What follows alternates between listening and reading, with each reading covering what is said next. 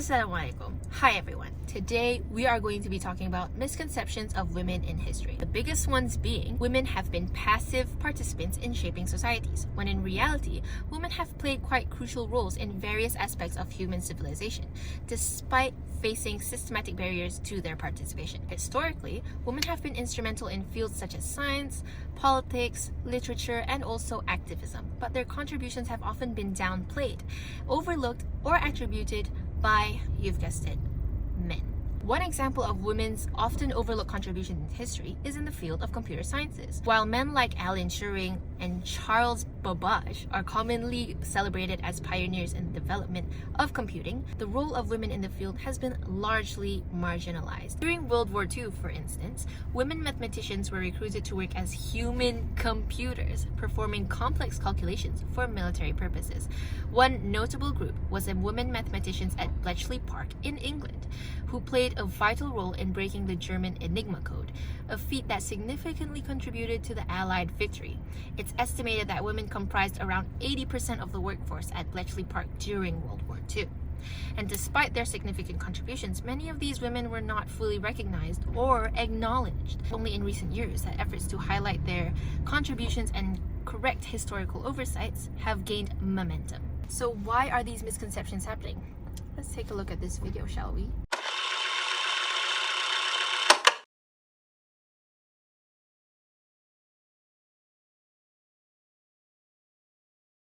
History, grand narratives of empires rising and falling, wars won and lost, scientific breakthroughs that changed the world. But for far too long, these stories have been incomplete. Why? Because missing from these accounts are the voices and achievements of half the population, women. Several factors contributed to this misconception.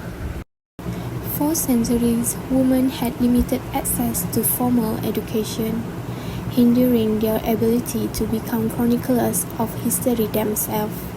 Societal expectation relegated them to the domestic sphere, deeming their contributions to the home as unimportant to the grand historical narrative. Additionally, women's achievements were often credited to the men in their lives, fathers or husbands. This erased their individual contributions and downplayed their role in shaping events. History was often focused on warfare, politics, and public achievements, traditionally male-dominated spheres. This left out the crucial contributions women made in social movements, the arts, science, and even wartime efforts. Imagine overlooking the tireless work of women running businesses while men were at war, or the strategic minds of female spies who risked their lives for the cause. These are just a few examples of the countless ways women actively participated in shaping history. The invisibility of women extends beyond written history. Just consider this statistic. A BBC report found there's only one statue of a named black woman in the entire UK. In London, a mere 13% of English heritage blue plaques commemorate women. A 2016 survey by Girl Guiding revealed that over half of girls aged 11 to 21 believe women's contributions are underrepresented in history. Even youngers today feel the gap in the representation. By understanding these biases, we can ensure that future generations learn a more complete and accurate version of history, one that celebrates the contribution of all. One of the most prominent female political leaders is Margaret Thatcher. She served as the Prime Minister of the United Kingdom from 1979 to 1990, making her the longest-serving British Prime Minister of the 20th century and the first woman to hold that office. Thatcher, she often referred to as the Iron Lady, was known for her conservative policies and strong leadership style. During her tenure, she implemented a series of economic reforms known as Thatcherism, which emphasized free markets, privatization, and deregulation. Among the key components and characteristics of Thatcherism are, firstly, free market capitalism. Thatcherism embraced the principles of free market capitalism, advocating for minimal government intervention in the economy and promoting competition and entrepreneurship. Thatcher believed that free markets, rather than government control, were the most efficient way to allocate resources and drive economic growth. Secondly, privatization. One of the hallmark policies of Thatcherism was the extensive privatization of state-owned industries and utilities. Thatcher's government sort of nationalised industries such as British Telecom, British Gas and British Airways to private investors. Its aim is to increase efficiency, reduce government spending, and encourage competition. Lastly, deregulation. Thatcherism sought to reduce government regulations and bureaucracy, particularly in industries such as finance, telecommunication, and transportation. Deregulation was seen as a way to stimulate innovation, increase productivity, and create a more dynamic and flexible economy. Next is Marie Curie. She was the prominent female figure in the science field. She was born in Maria Sklodowska in Poland. She was the pioneering physicist and chemist who conducted groundbreaking research on radioactivity. There were a lot of contributions that Marie Curie did in the science field. Here are some of the key contributions in her life. Curie's most notable achievements include her discovery of the radioactive elements polonium and radium, as well as her development of techniques for isolating radioactive isotopes. In 1903, she became the first woman to win a Nobel Prize when she was awarded the Nobel Prize in Physics alongside her husband Pierre Curie and Henri Becquerel for their research on radioactivity. Curie made history again in 1911 when she won the Nobel Prize in Chemistry for her discovery of radium and polonium, becoming the first person to win Nobel Prizes in multiple sciences. Her pioneering research laid the foundation for modern nuclear physics and chemistry, and her work has had a profound impact on various fields, including medicine. Next, one of the most prominent figures in the science field is Rosalind Franklin. She was the British biophysicist whose work was crucial to the understanding of the structure of DNA. There were many contributions of Franklin in the science field. One of it is the Franklin's X-ray diffraction images of DNA, particularly photo 51, provided critical evidence for the double helix structure of DNA, which was elucidated by James Watson and Francis Crick in 1953. Despite her important contribution, Franklin's role in the discovery of the DNA structure was often overlooked during her lifetime, and Watson and Crick were awarded the Nobel Prize in Physiology or Medicine in 1962 for their work.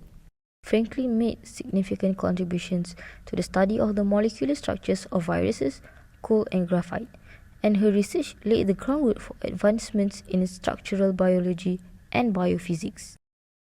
In recent years, there has been increased recognition of Franklin's contribution to science, and her work continues to inspire researchers in various fields. One of the biggest contributors in philosophy is Hypatia of Alexandria. Hypatia was a mathematician and scholar in Alexandria, Egypt. In modern day, Hypatia is primarily known for her violent death, but she has also lived an extraordinary life. Hypatia was one of the first women to teach philosophy, mathematics, and astronomy. For Hypatia, philosophy and science were essentially synonymous. The two disciplines were not considered separate in ancient times. So, while Hypatia studied what she would have termed philosophy, she looks to modern eyes like a scientist. Her philosophy is Neoplatonism. And Neoplatonism is basically the ultimate principle of the world. The ultimate cause of everything is equivalent to the mind. She believed that mathematics has spiritual aspects, which has been divided into 4 branches, which is arithmetic, geometry, astronomy, and music. She thought that the numbers are the sacred language of the universe, and her philosophy has led her to embrace a life of dedicated virginity. Despite her contributions in mathematics and also in philosophy, she did not do enough to leave a great legacy behind and preserve her name. But sadly, the manner of her death added to it with even greater emphasis. This is Fatima al-Fihri. During a time in which medieval European societies were still in darkness, One 9th century Muslim woman had the commitment and the foresight to build a unique place of learning and intellectual advancement that has stood the test of time. Her name is Fatima al-Fihri, and she has established the world's oldest university, the University of Al-Qarawiyyin. The university has taught many subjects, including astronomy, Quran sciences, theology, law, arithmetic, geography, and medicine, bringing about a wealth of knowledge to educate others. The oldest existing and continually operating university, the University of Al-Qarawiyyin, predates the foundation of all the world's most established and impressive educational institutions, such as the University of Bologna, the University of Oxford, the University of Salamanca, and finally, a very famous university, the Harvard University. A very significant figure in literature is none other than Jane Austen. Jane Austen was born on December 16, 1775 and died July 18, 1817.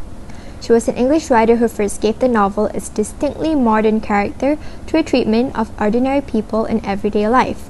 She's published 4 novels during her lifetime: Sense and Sensibility, Pride and Prejudice, Mansfield Park, and Emma. In these, and in Persuasion and Northanger Abbey, she vividly depicted English middle-class life during the early 19th century. Austen's major contribution to literature is the representation of independent, witty female characters using free indirect discourse, a technique in which a third-person narrator mimics a first-person voice in order to express the inner thoughts of a character.